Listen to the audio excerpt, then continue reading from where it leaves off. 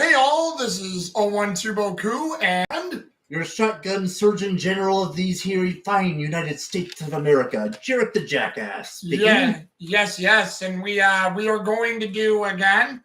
If you guys remember from yesterday, who saw my short review, the Pentagon Wars, and we will be doing my takes as well as in between Jarek. But since I gave you guys my quick synopsis thoughts on the film yesterday, Jarek, take it away, sir. And if any of you are wondering, why do I have this Chinese piece of shit with me? Well, guess what? This is supposed to be a shotgun revolver Nerf blaster. That doesn't work, is heavy, overly designed, way too big for the purposes for which it was built, and cannot do its job properly. I see what you did there. Kind of like the tanks in this movie. Yeah, if any of you remember the Bradley fighting machine, I wonder what would happen if we turned it into a Nerf blaster. Probably would work better than what they got. I know, that's a scary thing. It's a Chinese piece of shit. It still works better than the Bradley fight machine would have. And speaking of which, he's not kidding, by the way. Again, if you guys have seen this thing that looks like it's flying in the air right now, it might as well go rings because it was that crappy. But go ahead. Now, mind you, he was born about halfway through this debacle, but I was born right when it was starting, which is scary to think about because it only really got resolved right around the time I entered high school. You have no idea how much thoughts like that keep me up at night. And just to give you an idea how far off the deep end we could potentially go with this, notes 1. God, you're showing him the notes. Notes 2 and 3. He took a lot of notes, guys. He took a lot of notes. This is the reason why my teachers loved it and hated me. Yeah. Had to pause the movie 3 times so he could keep up with his notes. Not even joking about that, by the way, people. Nope. But, we have got so much to go over with. Why? Because the Pentagon loves money, SpongeBob, me boy. Well, and hold on before you continue. I told Jarek I'd try to keep him on the best behavior, so to quote Goldeneye, I am timing you.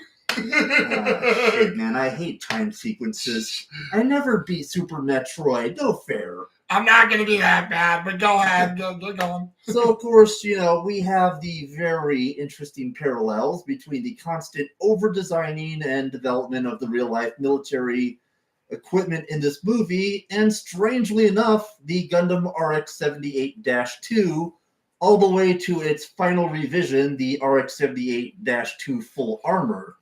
Allegedly. Mind you, we're still kind of debating whether that's canon or non-canon. Yes, people, Gundam is that fucking stupid.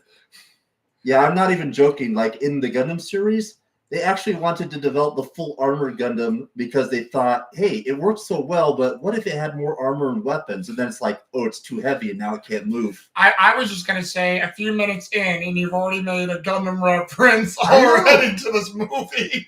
So when are we getting the crossover with It's a Gundam? And if you're wondering why I brought the Oni mask back, there's no greater demon than U.S. discretionary military spending. Hello, Mr. Weinberger. Well, like I said, I mentioned the military-industrial complex in my short review, so hey.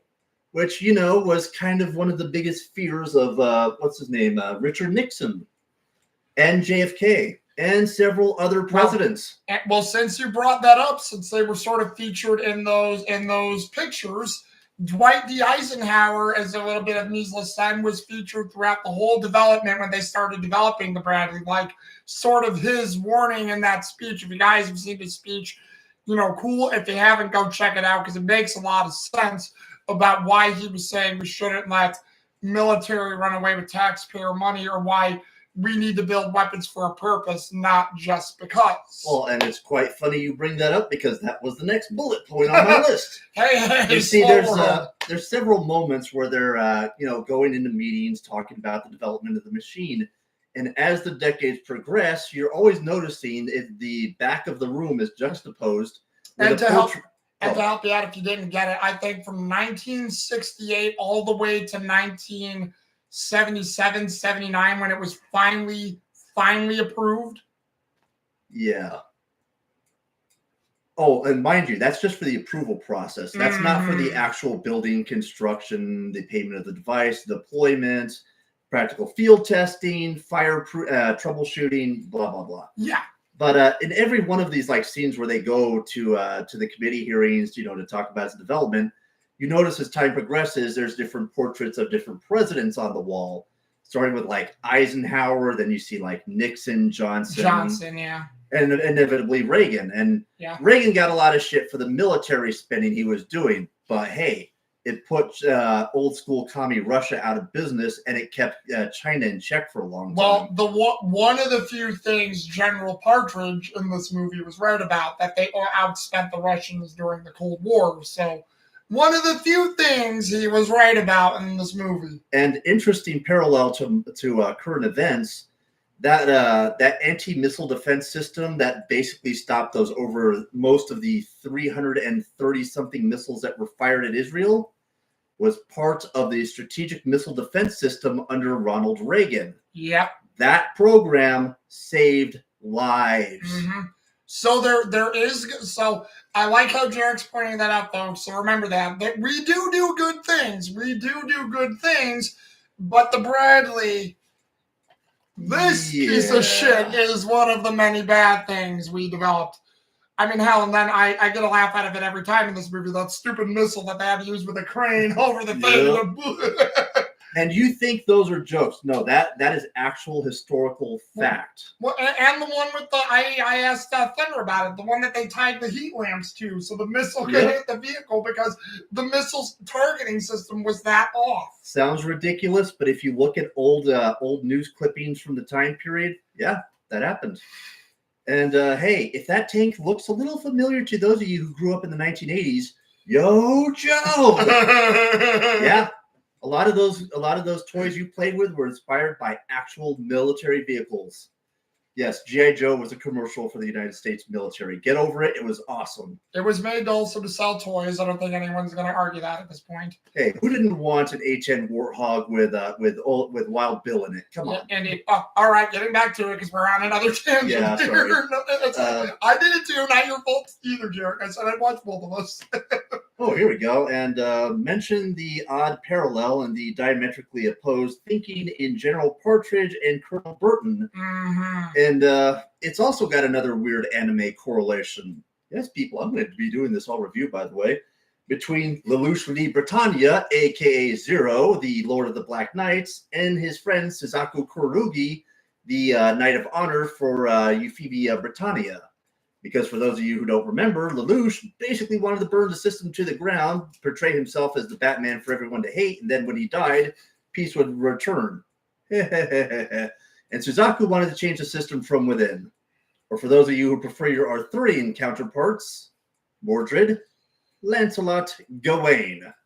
Congratulations, I am now fucking your mind. Bring the more you know. And then, of course, you got how sad it was that America designs a far better bureaucracy than military-grade equipment. Yeah. And that is perhaps the only thing we are currently winning at anything in the entire world is designing stupid bureaucracies. Yeah, but, and again, I will be the first one to take it here. We're looking like fools because of it. Yeah. We're looking like idiots because of it. And sorry, for any of you government types who could be listening, just making a joke here, looking like fools because of it, all right? Well, and hey, in all fairness, the ancient Greeks and Romans did point this out first. It was actually one of the biggest things they were scared of was the idea of a government becoming so bloated and overinflated that the bureaucracy had to basically become the beast that justifies the nation. Yeah. Again, I spend too much time playing Persona. Hate me for it. Mention how the movies demonstrate how government tries to manipulate test results or manipulate the language and interpretation of the data to spin the decisions in their favor. Those of you who are fans of the DC New 52 initiative probably remember how they basically did nothing but poll horny 13-year-old boys because, hey, everybody agreed with us in the polling. This is also what political pollsters do. You find your target audience, you isolate them, you ask the people you know are going to agree with you, and hey, the numbers don't lie, and it smells due for you as sacrifice. Yes, I'm doing this all night. Scott Steiner maths. And the numbers don't lie. But yeah, that's basically how you get the stupid bullshit poll numbers. Well, of course, everybody agreed with you. You only polled people who agree with you. Yep. Again, the data doesn't lie. The people who collect it lie. Well, and not to get ahead of you in your notes, if you wrote it down, I mentioned it in my short review. It's because they get like-minded people, and if you remember, that's what I had his character name here. I forget it. Oh yeah, Colonel Sergeant, or not Colonel. His name's Clifton Powell, the actor, but Sergeant Benjamin Dalton, who that guy played, was one of the sergeants working closely with Colonel James G. Burton. And, you know, when he was saying, why do you guys allow this? And he's like, well, because you guys have come before. You promised us you're going to change things all around and, you know, you're going to care. But then you guys take the promotion, you take the cushy thing, and you move on. Yep. So sorry if I'm not cynical, sir, because, you know, Colonel Burton asks Sergeant, Dalton again, what made him this way? And he just, like a soldier, doesn't look at him, but like a soldier at attention, straight up tells him the truth. And it's like, again, you can understand that because the soldiers are the ones playing these games and who are going to be the ones dying on the field, which, again, not to get ahead of Jarek here, but Colonel Burton is about the soldier, about the people, but they're more about getting the stupid machine through. And you got to think, they're on this base where they're doing the testing, where they're seeing all this stupid stuff time and time again, fail and do it. And they're like, we have to use this crap. And they're jaded. You can't blame them for being jaded. Yeah, and there was, I forget, I forget the exact line, but it was something to the effect of, we were acting or operating under orders, and the first thought in my mind was, Nuremberg much there, eh? Yeah, I think it was operating under orders. I think I know what you're talking about. Yeah, I think they said operating under orders. Yeah, because, I mean, let's be honest, that's your go-to excuse, and it works, you know, up until people start, up until the body count gets too high, and then you start getting those nice little inquiries nobody likes. Yeah. Which, by the way, happens at the end of the movie. Mm-hmm. And, yeah, they were actually pretty similar to how they happened in real life. So, again, for a comedy, shockingly good documentary. Highly recommend. Cary Elwes is always a good choice. Yeah, and before you continue there, that's what I put it down in here. I did it for the short review of this. I say dark comedy / drama, because this movie's got a lot of good drama in it. And, you know, it's like that. But it has the dark comedy moments. But again, it's based on a true story. So you can see where those elements of drama stick in, and they're good. Again, you mentioned Cary Elwes, both good performances from Cary Elwes and Kelsey Grammer, and pretty much almost everybody involved in this movie. Everybody did a great job as far as I was concerned. Yeah, it's very disconcerting how amazing Beast's performance was. I mean, Mr. Grammer's performance. Very disconcerting indeed. Mm-hmm. Yeah, kids know. But if there's a thought that really encapsulates what this movie teaches you and during this time period and even now, promotions and war production over people. Who cares how many people die on the battlefield? Get that shit made, get paid. Yep. And then there's, of course, everybody's favorite aspect of government work, euphemisms and bureaucracy over safety, data, truth, and results. Mm-hmm. Which, you know, I mean, as bad as it was in the 1980s, oh, hello, Clinton and Obama. Yeah, if you people want to know how stupid this shit has gotten, there didn't used to be a word for PTSD in the military. There are now anywhere between 5 to 6 different uses of terminology just for post-traumatic stress disorder. Yep. That is how insane. And I have lived through at least 4 of those. That really makes me feel a lot older than I wish I felt. Well, yeah. Well, and then to just talk about what you mentioned there, to interject on that a little bit, that's the scene where General Smith, played by Richard Schiff, comes in, and when, you know, Colonel Burton finally meets him, he's like, you know, well, why won't you help me on this? He's like, well, I'm helping you because I have to do this from the shadows. I'm trying to help you, but I can't go public with this. I'll be ruined. And plus, you should know why they're doing this. You get this thing through, you get a promotion, you get a star, you get the big bucks, you move up the ranks. It's all about the system. And you think anyone's going to let you, this hot shot little new guy who knew nothing about this stuff, come in and stop other plans? They're not going to let you do that. Not in a million years. Well, and you know what's funny about that? And I can't believe I didn't write this down in the notes. Being the Gundam nerd that I am, the time period in which a lot of the worst of this happened was right around the early 80s. You know what else came out around the early 80s? Zeta Gundam. And if you remember in Zeta Gundam, Part of the reason why the Titans were so good at military recruiting is if you signed on to them, you got a 2-rank promotion automatically. Yeah, there were a lot of dumb assholes who got a lot farther than they had any right to be just because they signed on with the Titans. Again, the more you know. But also, the most of the equipment and vehicles in this movie have been in use in the military since at least 1969. That's right, people. All of those trucks that you remember seeing in MASH, a lot of them were still being used at that time. Some of them are still being used now because we don't have the money for anything better. In fact, the A-10 Warthog, which is one of the oldest and also most successful airplanes we have, arguably one of the best bombers ever designed, that was supposed to be discontinued 8 years ago. We are still using it. And it is still one of the best aircraft you can fly. I'm not even joking about that, people. The A-10 is a fucking monster. Watch the Russian Badger video that talks about that. Funniest shit you'll ever see.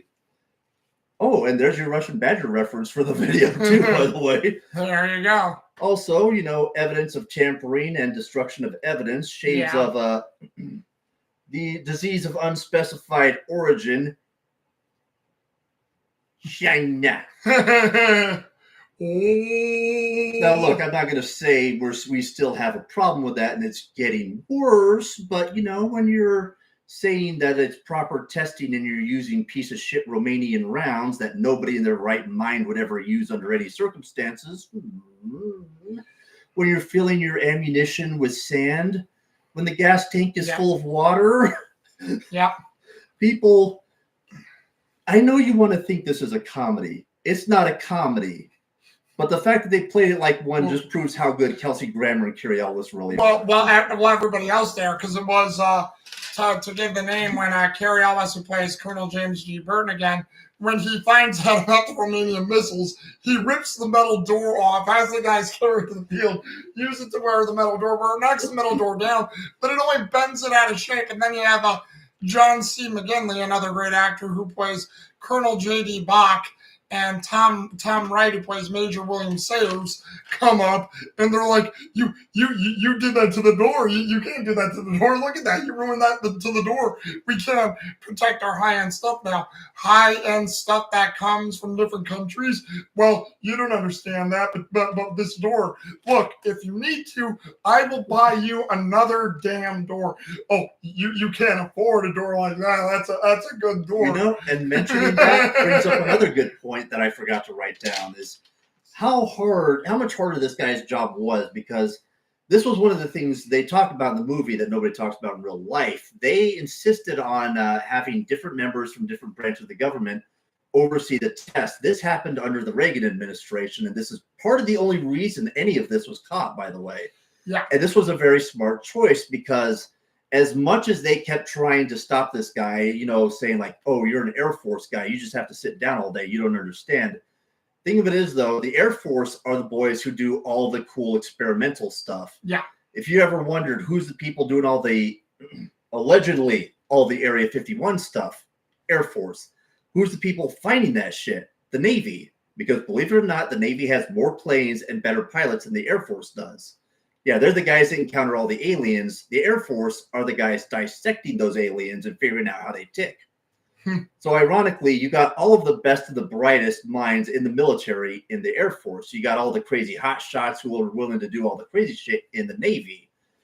And the Air Force and the Marines are kind of just the janitors who clean up the messes. Well, and again, to just add to what you said there, the reason why Colonel Burton also cared is because they probably got Colonel Burton in there because they knew of his record and thought he would do the right thing, because Colonel Burton was appointed by Congress, which Colonel Bach, Major Sayers, General Partridge, they all didn't appreciate, because they figured this guy is going to be a wrench in our plan. But they were thinking, if we keep him away from it and manipulate this guy, it's okay. Because they spend the rest of the film calling Colonel Burton a little prick. Yeah, well, that's the thing. They think, oh, he's just an Air Force guy. What the fuck does he know?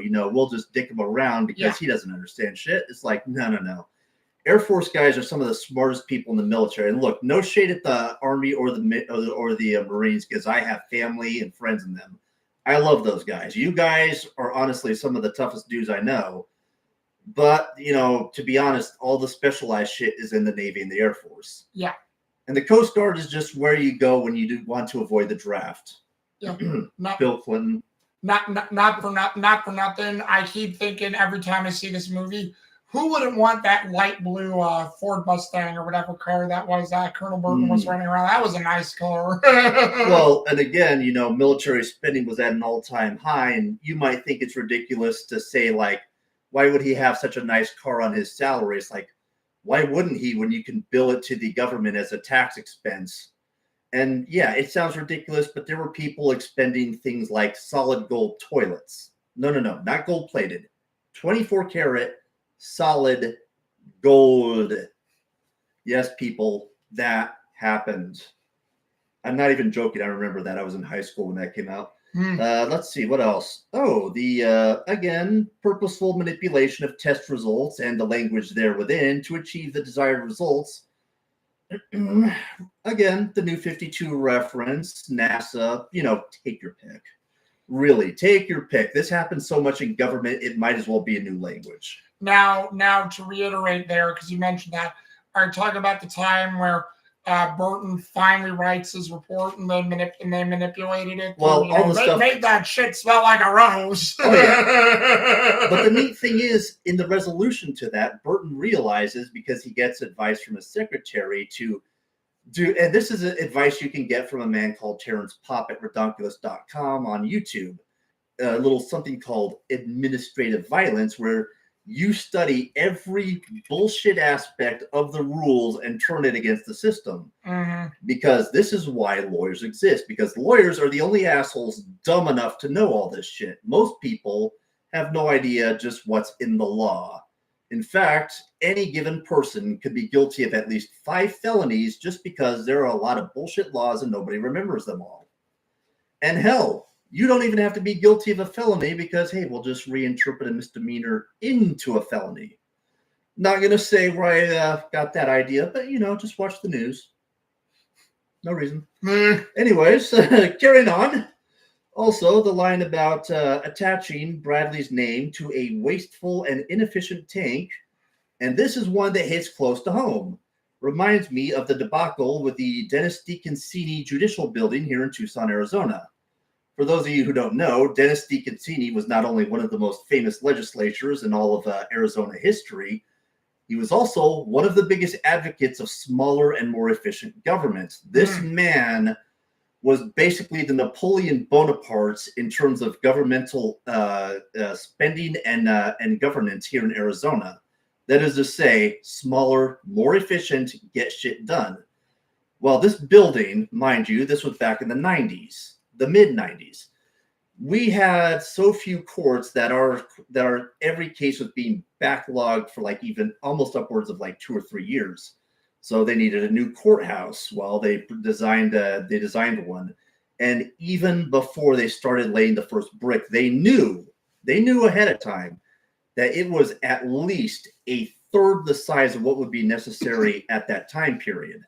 By the time it was finished, it was. Let me think. I think they said they would need at least 5 more Dennis DeConcini buildings just to handle what it was supposed to do.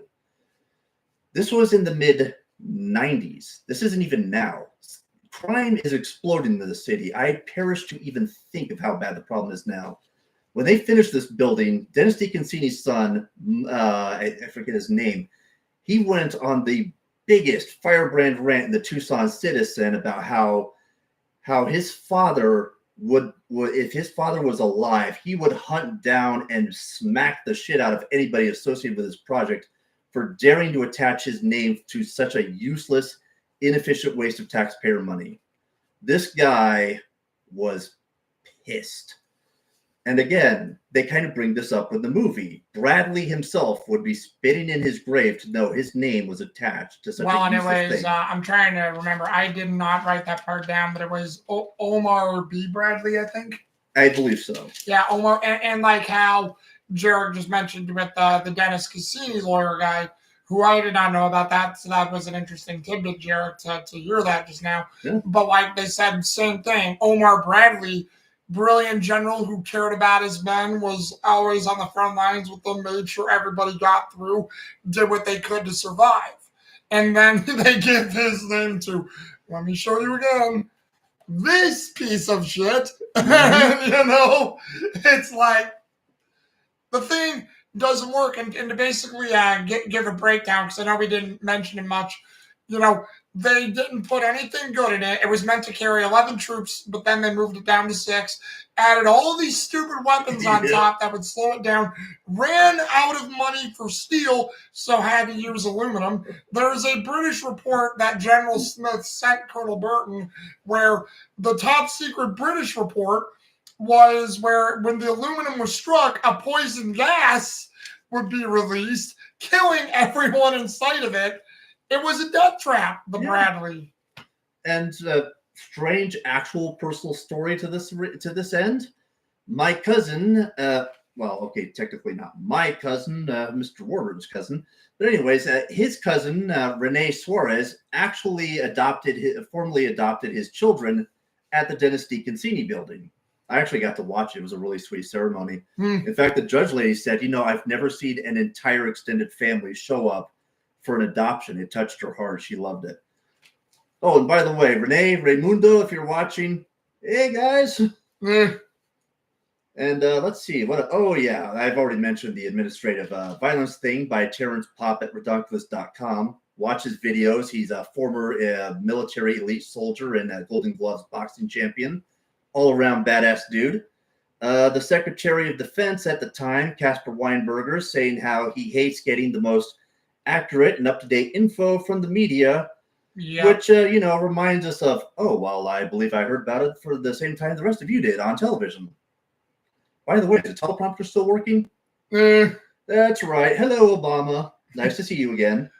And this also kind of, I hate to bring this one up personally, but any of you who were alive during Desert Storm probably remember how most of the soldiers they found stranded out in the desert, they did so because of CNN. Yes, people, that became such a problem that even Doonesbury made a joke about it. Well, and again, I don't know how much of this was true, but they mentioned in the movie how most of the news programming that was getting on the Pentagon and their military division, hence why this is called the Pentagon Wars. By the way, a lot of these military types worked in the Pentagon trying to get this done, if we didn't make that clear enough. But what it is that, there's a thing where, like Caspar Weinberger was saying, I'm hearing about this from the news, and he actually tells General Partridge and the others that I can take the leaks from inside here because I should know what's going on. But when I don't know what's going on and I'm hearing this from the news, is anything you guys doing working? And they're just like, yeah. And again, that happened a lot. Again, the Pentagon, NASA, Child Protective Services, the FDA, the FCC, the FTC, the Fed.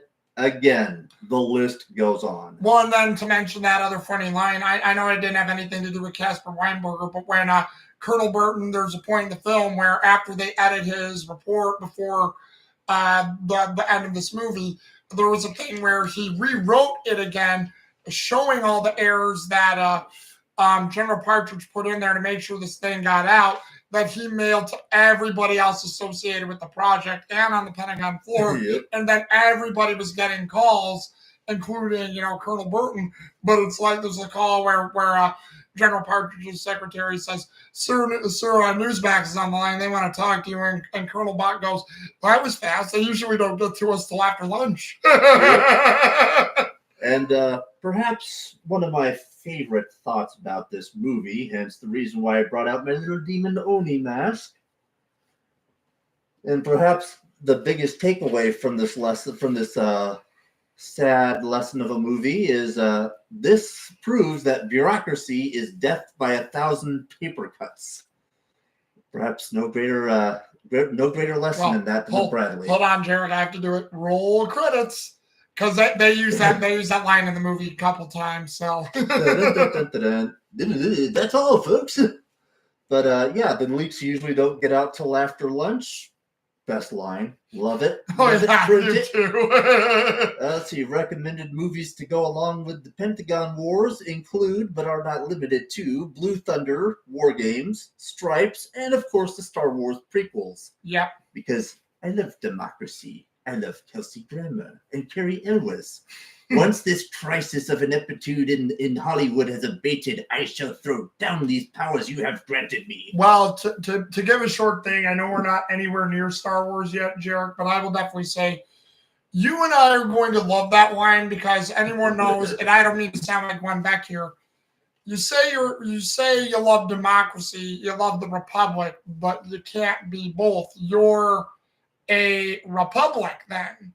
You're not a democracy. You're a republic where you have senators and your senators working on the republic. You haven't set up like the Roman Senate. You're calling yourself a democracy. Or perhaps oxymoron. Or hey, as Afro Samurai himself put it, we're taking you under arrest to go before the Senate. I am the Senate. I like that Afro Samurai. Only if he could have been the Afro Samurai, he would have won. I know, right? But hey, that's what happens when you don't have your number 2 headband with you. Oh! But last but not least, Sam. last but not least, of course, we got the most beautiful moment at the congressional hearings at the end of the Woisley Bradley fighting machine. In the back is a portrait of Washington crossing the Delaware. And for those of you who don't realize this, that was perhaps the single cheapest, best executed, and absolute game-changing military maneuver to this day in American history. If Washington had not had the gumption to cross the Delaware when he did, we possibly would have lost the Revolutionary War and America would not have been a country. Yeah. Washington was quite possibly one of the most amazing military leaders of all time. He had the courage, he had the wisdom, he had the intelligence.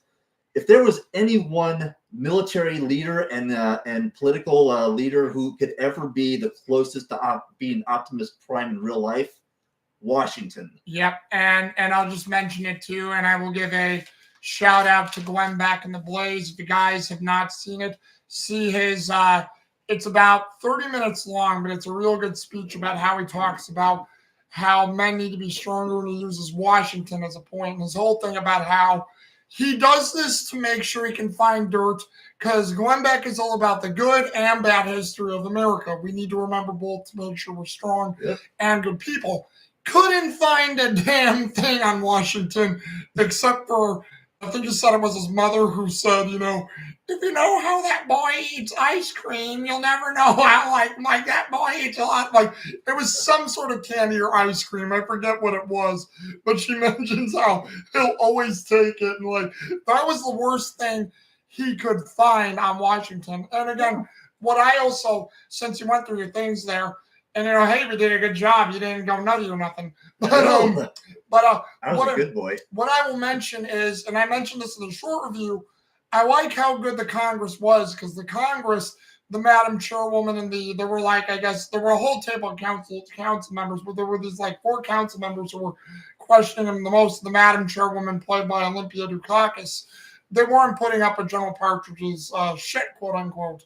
They were basically because he kept doing what we currently do, filibuster, and say, oh, well, we're all taxpayers and all this stuff. And when they kept asking him all these things that didn't work, they invited Colonel Burton in there, and Colonel Burton was starting to give his speech. And then General Partridge can't contain himself like an idiot, says, you want realism, you want honesty, you want to know the truth of what goes on. Because when he was finishing up what he was telling about the Bradley, Partridge loses it, says, you want realism, and he goes into saying what the Bradley stood for, what it is, about how they'll lose certain rights or things to develop and lose to other countries. And then what I love what the Madam Chairwoman did, do you know how much money went into this? General Partridge had no notes in front of him. His secretary had to come by with the notes. You even have Major Sayers and Colonel Bach looking over his shoulder at how much they spent, and he literally looks at it and goes, and this was another funny thing they did. This didn't shock the hell out of me because it's more like what we spend today. 14 billion. What was that, General? Billion. And it's well, and then How many years was this? And there's another 17. Yeah. And there's another great moment where he gets advised by the guy who is leaking him information to go to a certain facility. Fresno, California. Fresno, yeah. Yeah, go ahead. You already got to tell about that scene. Yeah, where basically he finds out that they already started production without telling him or anyone else, but they're sending them to Israel, but they're not sending. Because Israel bought and paid for it, by the way. Yeah. Oh, and by the way, I mean, I'm not telling you to do this, but if you want to look deeper into it, there's many interesting conspiracy theories about our nation's relationship with the Israeli intelligence community. I won't tell you where to go, but if you know where to look, you know where to look. Anyways, Israel was not only helping to pay for the Bradley, they ordered a bunch of them.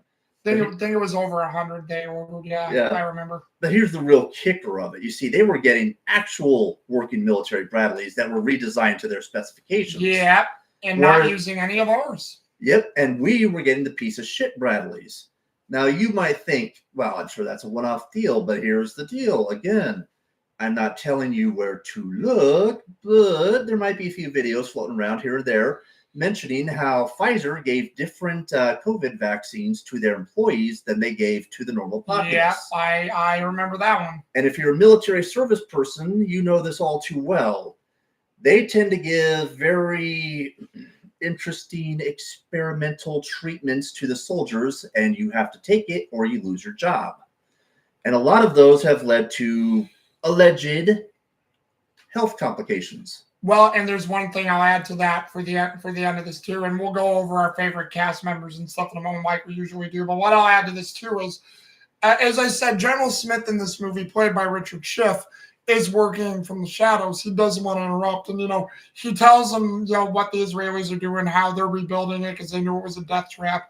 They weren't going to use our specifications because they knew everything was bad, and Colonel Burton is like not begging, but he's almost desperate, wanting General Smith's help, saying, you know about this, but you want me to do what you do, hide in the shadows, do this for 20 years and do this. And, General Smith is worried because, and I'll leave it to the imagination because we already said a bunch of risk stuff already. But, guys, like I said yesterday, use your imagination. I said disappeared, lose his career and all that. And disappeared means any of the big three you can think of. So without saying it, just again, use your imagination. You should know what that means on any level. Yeah. But again, but the end of the movie does point out that Burton did indeed lose his job over this. Well, forced to retire. Yeah. Yes. Well, actually, no, you're right. So he did. He was forced to retire. Well, since you brought that up, because these aren't the real names, but the characters who represented Colonel Bach, Major Sayers, and General Partridge all got promotions after they were forced to change the design specs for the Gulf War. And the end of the movie points out it took at least an additional $1 billion to get this thing to actually work right. Yes. And it was still it was mildly effective during Desert Storm. But here's another kicker. You see, if you ever wondered, why did America do so well, like, say, World War I and II, but then when we get to, like, Vietnam, Korea, and everything afterwards, we're basically getting our butts handed to us? Well, there's a big reason for that. The tanks were very effective in World War II. It was almost the exact perfect situation for it. And yeah, Germany did have better tanks than us. They just didn't have the oil to actually run them all the time. Hence the reason why D-Day worked, because if they had the oil to run those Panzers all the time, we would never have been as successful as we were. Probably not. No. But again, the situation with the European theater was perfect for the tanks. However, everything afterwards demonstrated how our military strategies, technology had largely stayed the same and ineffective. Now, air bombing still worked pretty good in Vietnam until a certain incident happened. We had a change of political regimes in the White House, and then new people were in charge of the war effort, and the fall of Saigon happens. But hey, that's a different rabbit hole. But the thing is, tanks had their point in history, just like spears had their point in history. Swords, bows and arrows, even revolvers. All this shit had their time in history, but time moves on. And the sad thing is, as a country, we kind of haven't. Yeah.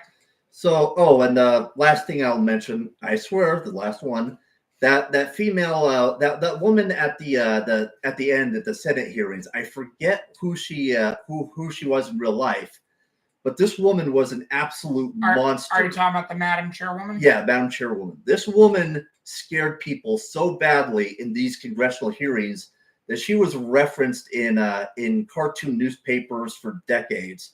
Bloom County even referenced her when Billy and the Boingers got put in a congressional trial, and he's like, Madame Chairwoman Committee was our second name for our band. I'm not even joking. This lady scared the piss out of people. So getting Olympia Dukakis to play her was a great choice because she's a great actress. Yeah. Check out Fried Green Tomatoes. Check out Steel Magnolias. That's where she's from. And that movie too. I know both those movies. And I was trying to think where I saw her before. And of course, everybody's favorite. Luke, you're my best friend. Yeah. Hits hard every time. Oh yeah. Well then, on that one, we will get to the cast. He mentioned a few people. For me again, I got to give it to Kelsey Grammer and Carrie Elwes, the two main characters. Great going at each other. The dark comedy moments that were great when they had that confrontation over the Bradley near the end of the movie in the office. That was such a great line. That sauna scene. The sauna. Well, that was just gross here. Oh, I can smell your wife on that. Well, and then Viola Davis, who played Sergeant Fanning. Sir, what happened? Don't ask. Yeah. And then I have to give it to John C. McGinley, who played Colonel Bach. The guy plays great things of authority. And I always keep forgetting John C. McGinley was in this, which you guys probably know him if you know the show Scrubs. He was the main head doctor from Scrubs. He wasn't the main character like Zach Braff, but he was one of his co-stars who played the main doctor in that show. But John C. McGinley, through most of his career, always plays like a businessman of power, or he was militaristic. Like, the guy was very good as authority figure, still is, plays a lot of great characters. And then again, had to give it to, you guys heard me mention him, Clifton Powell, Sergeant Benjamin Dalton, great character there for his cynicism. But then near the end, when he helps Colonel Burton realize what they were doing by actually using actual ammunition against the Bradley tank and not refitting the Bradley with anything to sabotage it, and the whole thing blows up like a house of cards.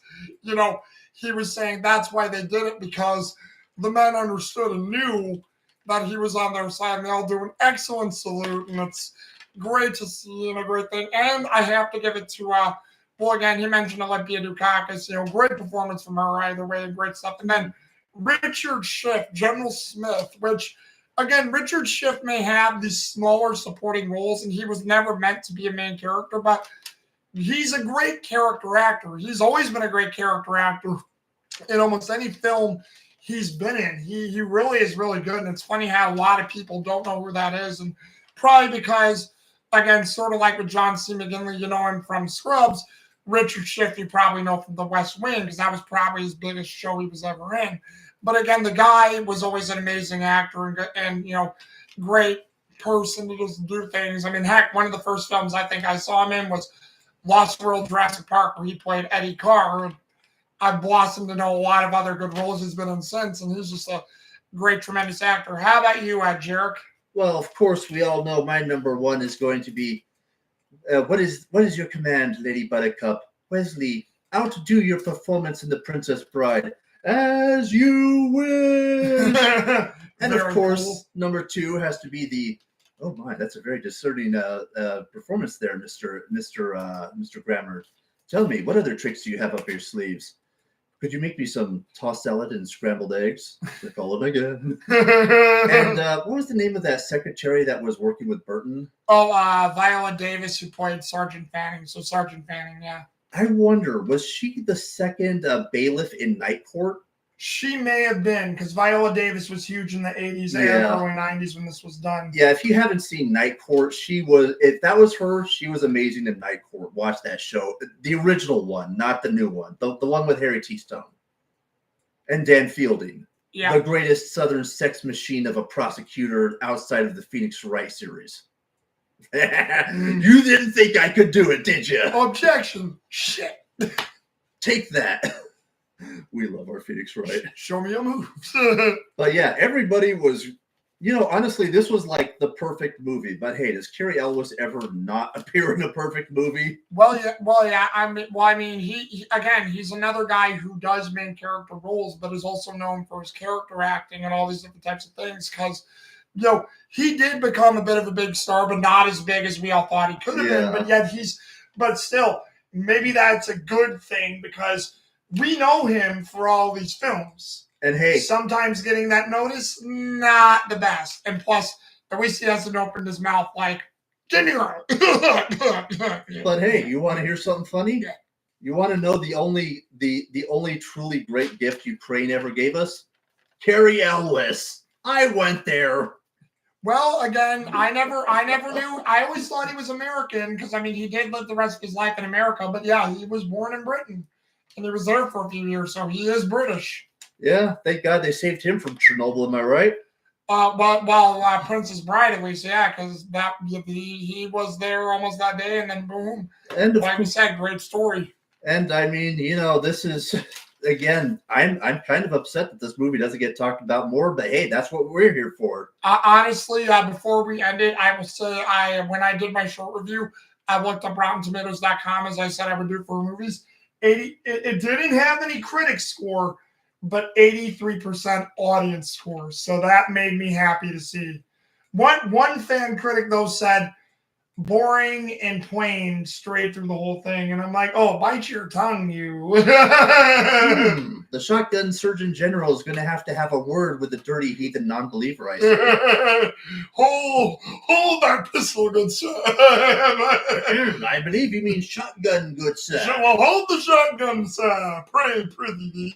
Yeah, if you ever want an idea of like what do you got to do to get me up to full Russian Badger, it's like shotgun revolver. Now, if only it worked properly. All right, now I think near that end we've ranted and raved enough because here we're approaching 50 minutes, believe it or not. But hey, I think it was a good review, Jarek. So that was awesome, good notes and stuff. And you were awesome to bounce off of this time too, as I always do. But again, have you guys, like I said in the short review, have you guys even heard or say of this? Because until Thunder recommended this to me and we watched it together, I did not know this film existed. Again, it was an HBO film. Maybe that was why. But again, a great film, two great actors, great cast either, though, all the way around, and a really good dark comedy drama, real tough. I just thought of the last military movie I should have recommended to go with this, but hey, I'll play it out with our outro. What's that? Because Mr. Thunder, for recommending this to us, you, sir, are an officer and a gentleman. Love take us up where we belong. That's right, children. Watch that movie because only two things grow in Tucson, Arizona: steers and queers. And I don't see no horns on your head. All right, guys. This is 01 Boku and Mr. Jackass. And we'll see you guys later, all right? Deuces. Oh, man, that was good.